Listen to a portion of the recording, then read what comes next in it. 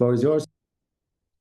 Well, thank you so much for having me, Volker. It's always a pleasure to see you, and I'm very excited to present this newish project of mine, the platform property paradox. Central thesis of this new project is that online properties' essential functions turn against each other. They cannibalize each other. They undermine each other. To be more specific, what I mean by that is that one of properties' functions, namely the internalization of externalities, works so well, so extraordinarily well, that it undermines properties' other two central functions, that is, to enable modularity as a concept, to break down complexity, and to advance liberty in the classic philosophical sense.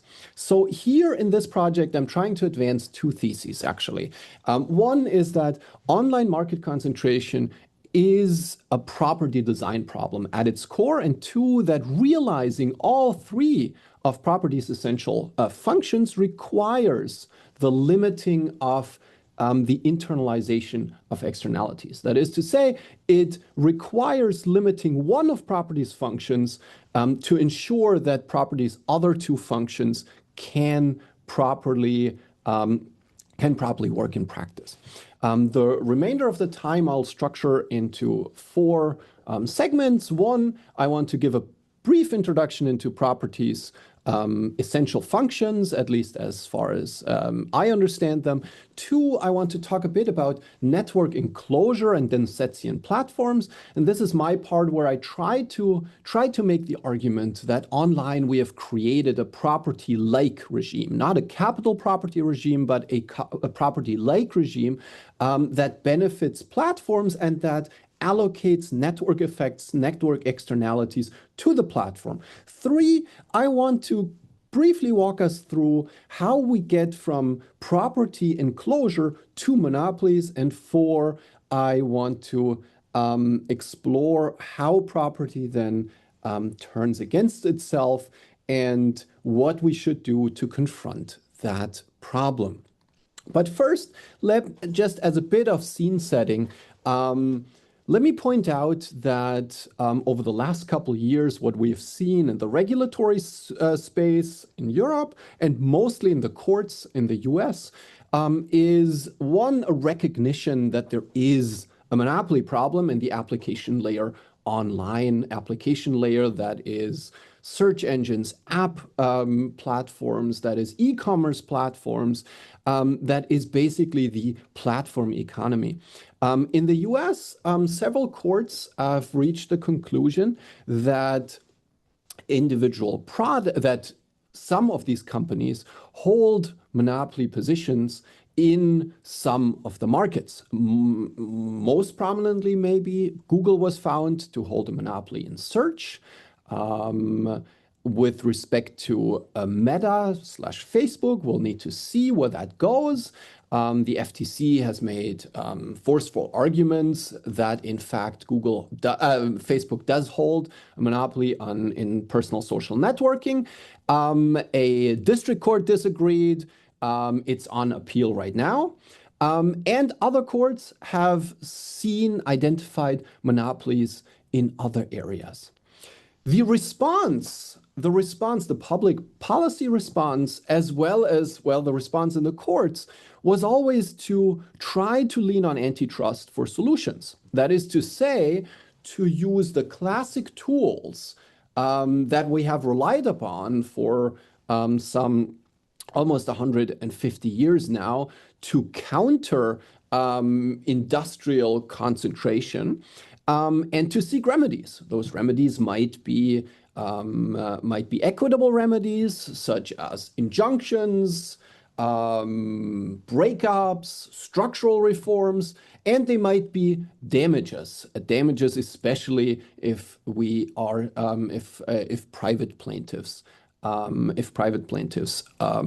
pursue these cases. Now, what my project tries to point out that this is all a worthy fight, but one, that antitrust has limitations, and we've seen those limitations in practice in those cases. And two, that antitrust is a tool that sort of looks at the back end. It says, well, now we have concentration, and how can we counter that concentration? What I wanted to look at is, why do we get concentration in the first place? And this is what made me turn to property and to identify the design of property, entitlements and property rights as a source of monopoly power. Now, with that said, let's turn to what property is. In its very classic sense, property is defined as an exclusion right. It allows you to send other people off your lawn. If you want to be slightly more precise about what property does, it's not really an exclusionary right. It's a duty imposed on everyone else to stay off your property. That's the simplest way to explain what a property entitlement is. And of course, in practice, property rights are more complicated than that. This is an idealized form of property, but it is the basic form of property. In the US context, that would be a fee simple. It allows you to set the boundaries. It allows you to set the rules within those boundaries. And it gives you permission to send anyone who moves into your property, onto your property, away. Now, property is usually understood in the aggregate to divide the world into mine and yours and others.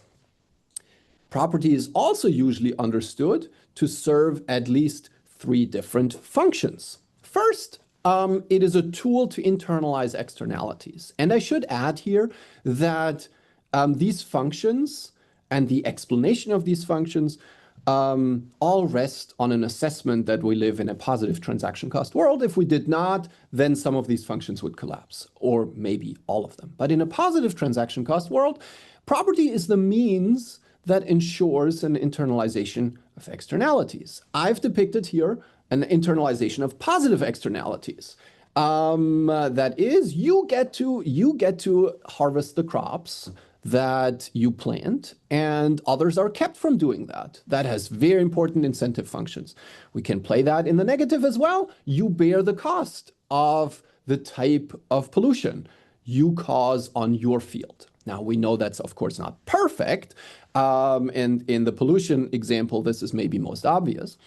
That said, property does serve that functions. It funnels the costs and the benefits back to the owner of a plot of land or the owner of chattel.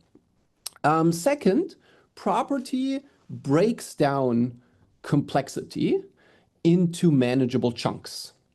It allows us to, within our human limitations, it allows us to interact with the world effectively and efficiently. For a comparison, just imagine how complicated the world would be if everybody set their own rules without any sort of standardization about their things and their affairs. You wouldn't know whether there's a general expectation to stay off someone's ground. Everybody would have different rules. Property simplifies that. It sets very simple rules. And the most simple rule is, if you see someone else's house, you have to ask for permission. Otherwise, you have to stay out. And now again, in practice, of course, property can be much more granular. There are easements, there are other hybrid constructs, but the basic substance of property is it sets very simple rules that everybody can understand. This is point one. Point two, it breaks down the world into much smaller pieces that we can then work with. Just like what I tried to depict with this car here. It allows us to interact with individual small pieces without understanding the whole. I can change the exhaust without worrying about the tires. I can change the tires without worrying about the transmission, and vice versa. Property does that in the legal sense. Three, and maybe the most important function of property in a democratic society, is that it advances and enables and facilitates liberty.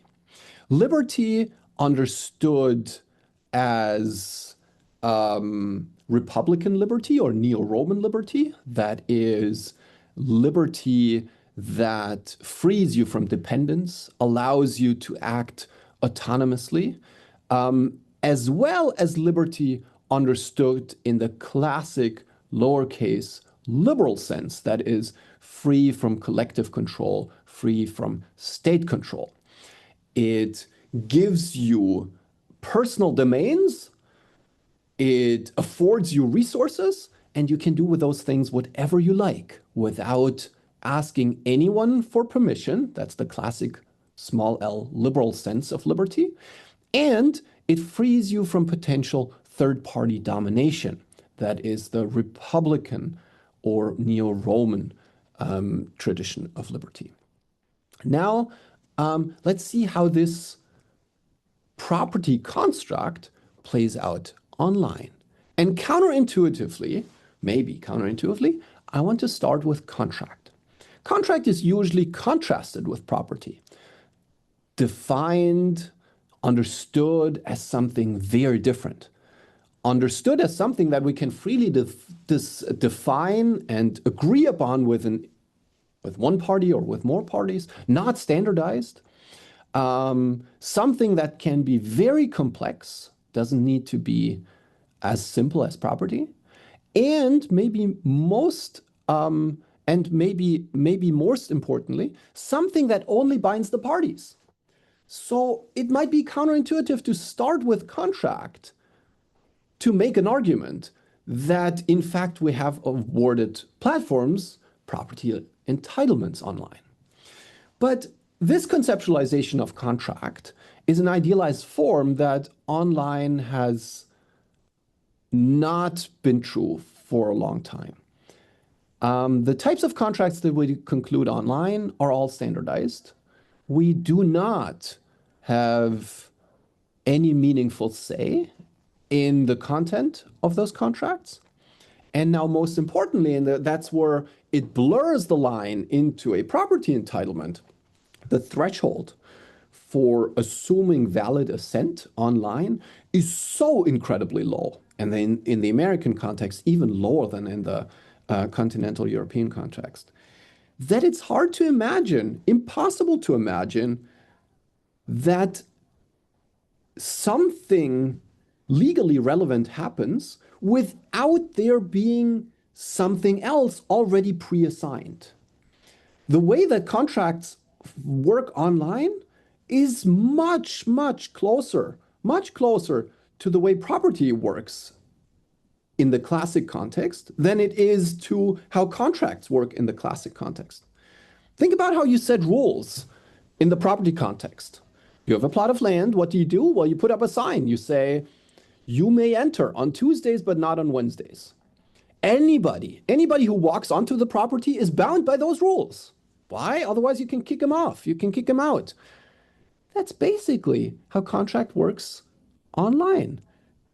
You use a website, and that usage, in the US context at least, is considered sufficient to agree to the rules that are set by those, that are posted by those websites. That is sufficient. That's what binds you. That's what binds you.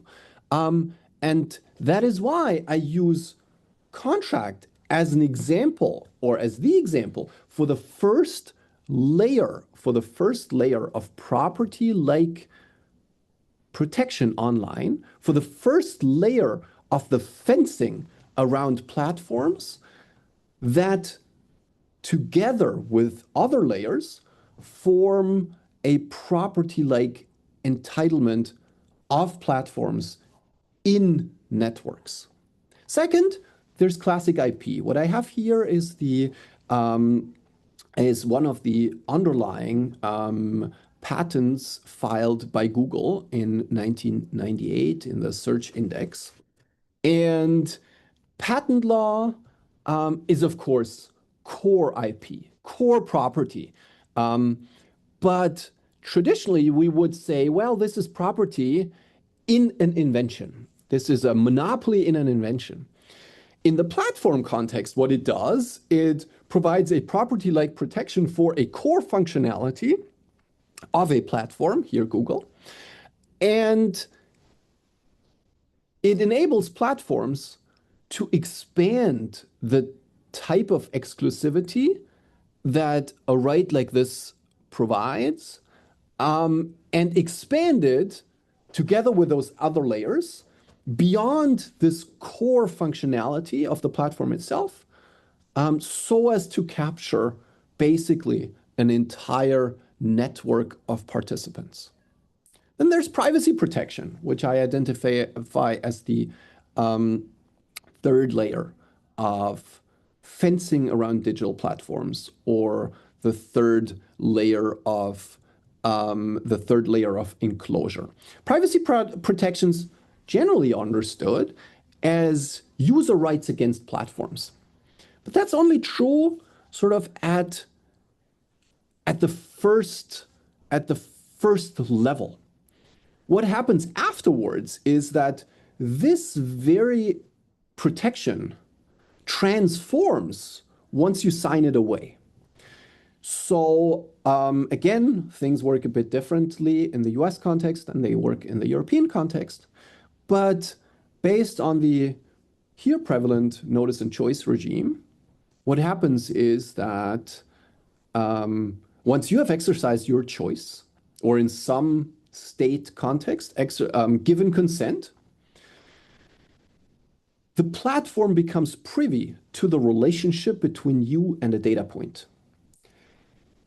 And this relationship of privy now insulates the platform from its competitors. It has established a relationship between itself and the data point that a competitor may not access. So what looks like individual data protection, or individual consumer protections, as it's usually framed here, with respect to the end user, really creates a property entitlement for the platform against its competitors. That's level or layer 3. The fourth layer of enclosure stems from cybersecurity protection. In the United States, that is specifically the Computer Fraud and Abuse Act. The Computer Fraud and Abuse Act functions almost exactly the same way that classic property works. It allows you to tell others to get off your platform. It gives you exactly the right that you would have in the offline context with respect to a plot of land. It allows you to shut down databases and to keep other people out. This is the closest digital equivalent to a classic property right that's out there. The last layer of property enclosure, again, maybe slightly counterintuitively, is Section 230. Section 230 is the US equivalent of the European intermediary liability shield that traditionally traditionally stems from the e-commerce directive and then migrated into the Digital Service Act. The US equivalent is Section 230, which insulates platforms from liability for user-generated content. It goes beyond what the e-commerce directive and the DSA have done. It creates an absolute liability shield. Not one where you have to act upon knowledge, but an absolute one. You don't have to act. It completely insulates you from liability.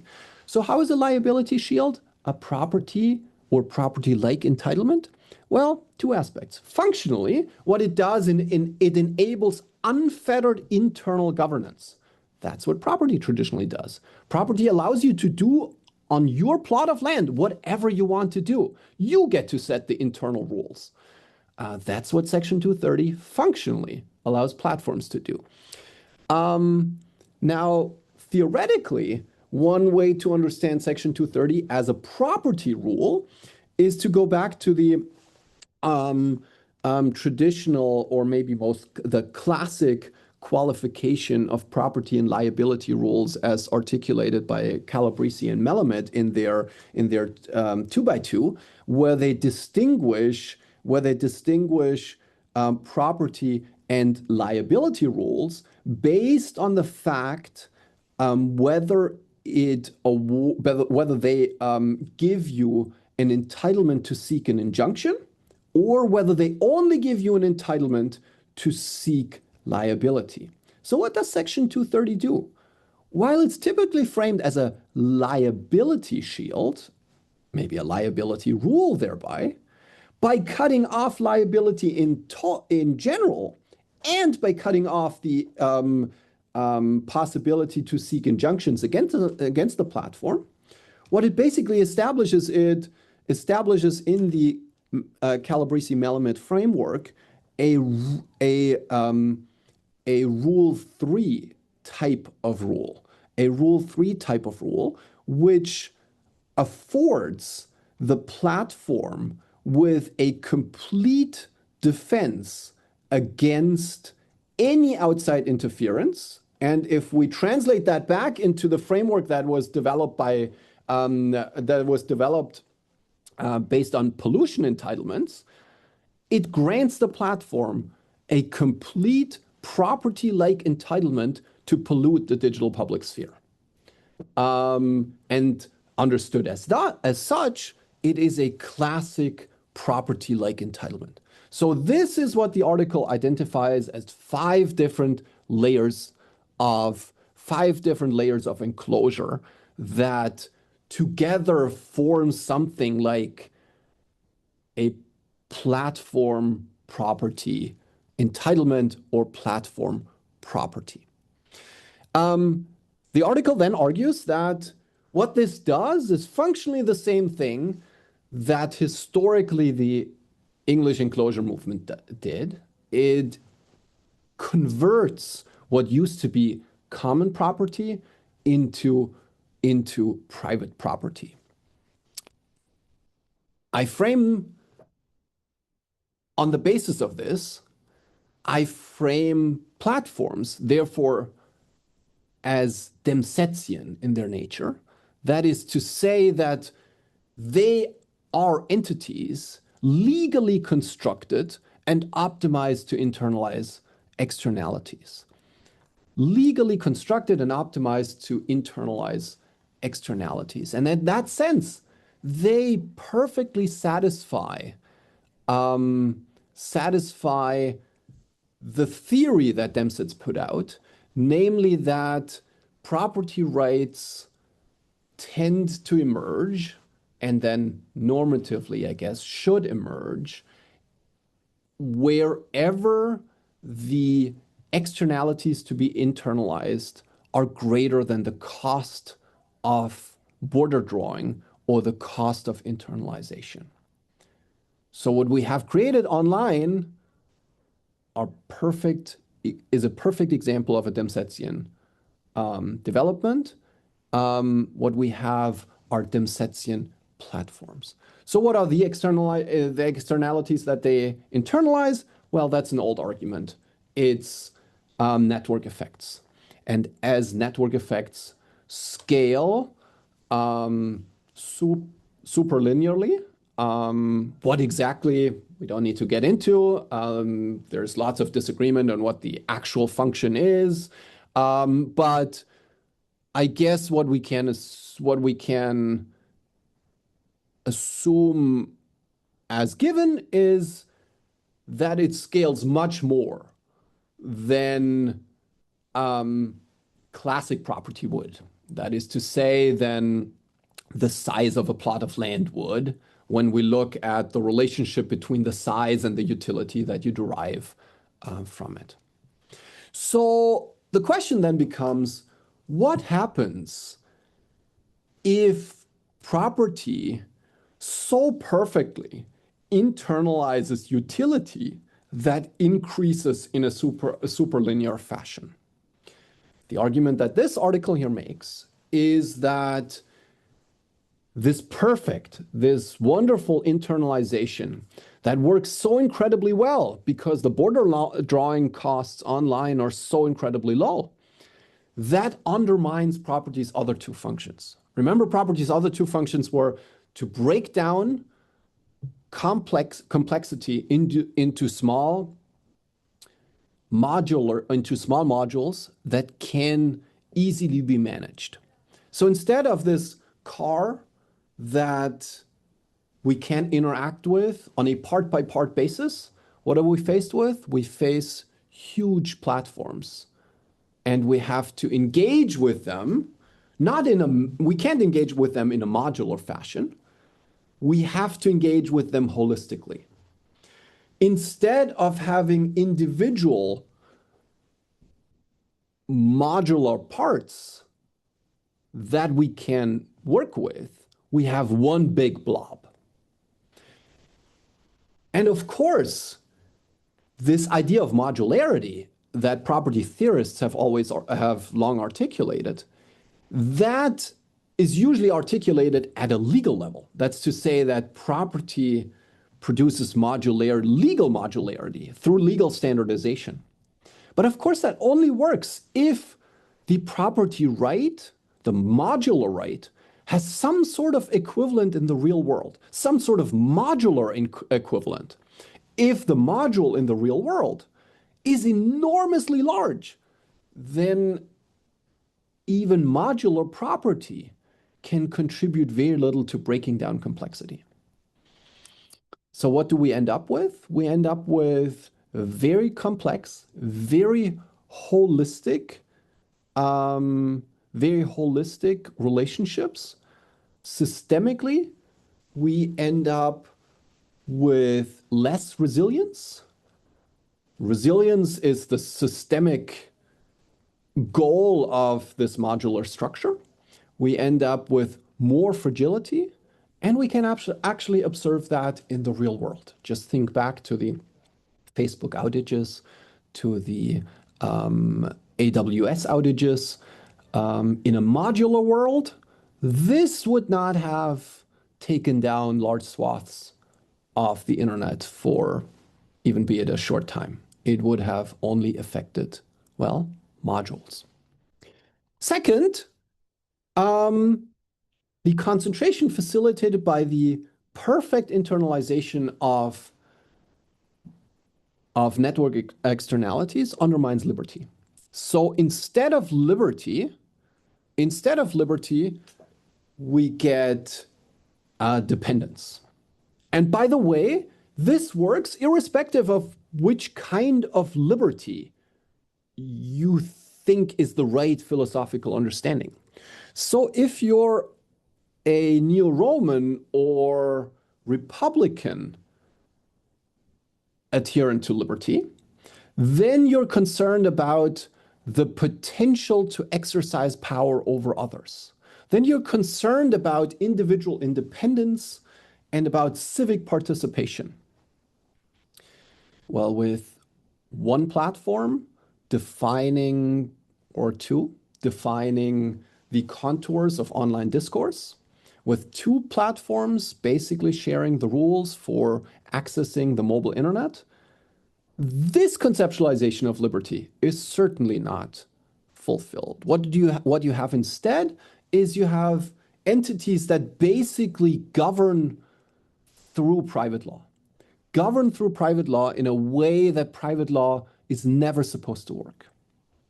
If you're an adherent of lowercase liberal liberty, well, then what you're concerned about is, at the end of the day, mostly choice.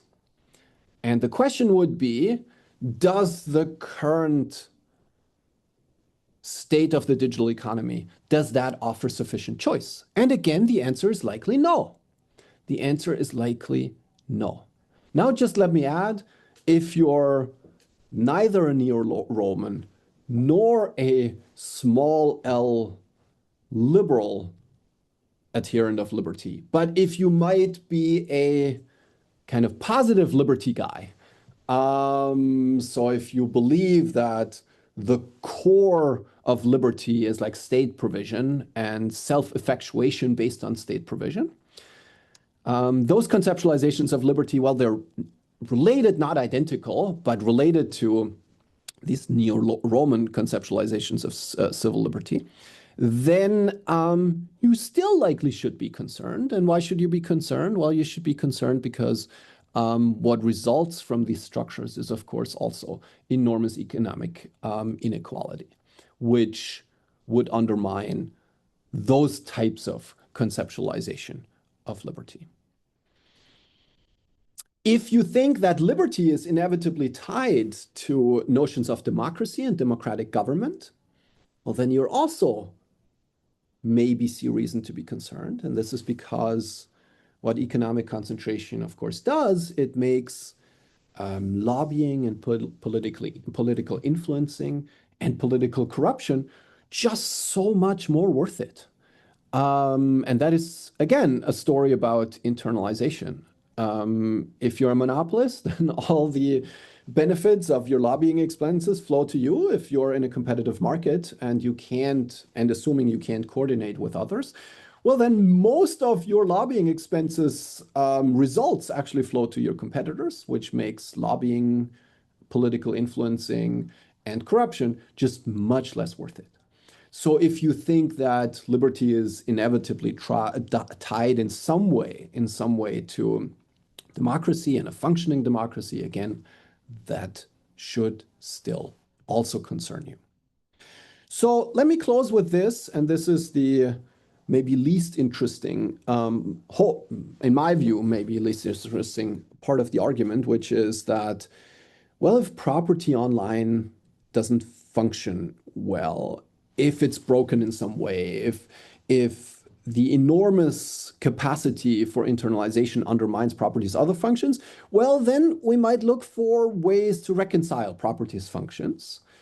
And here I do not much more than recall some reform proposals that have been articulated over the last couple years, ranging from ensuring interoperability between platforms to, and this is maybe the most novel part, to scaling back property-like protection online for the sake of advancing competition. That is to say, maybe we need to rein in the ability to govern your own platform through terms of service. Maybe we need to rein in intermediary liability, not for like reasons directly related to consumer protection or to fight hate crime or so, but to advance competition. Why is that related? Well, if the argument that I tried to present earlier is true, then reducing the capacity to internalize externalities would contribute to a less concentrated economy, and by means of contributing to a less concentrated economy would prevent property from cannibalizing itself. And with that, thank you so much. Looking forward to any questions, comments, feedback that might come to mind. Thank you, Volker.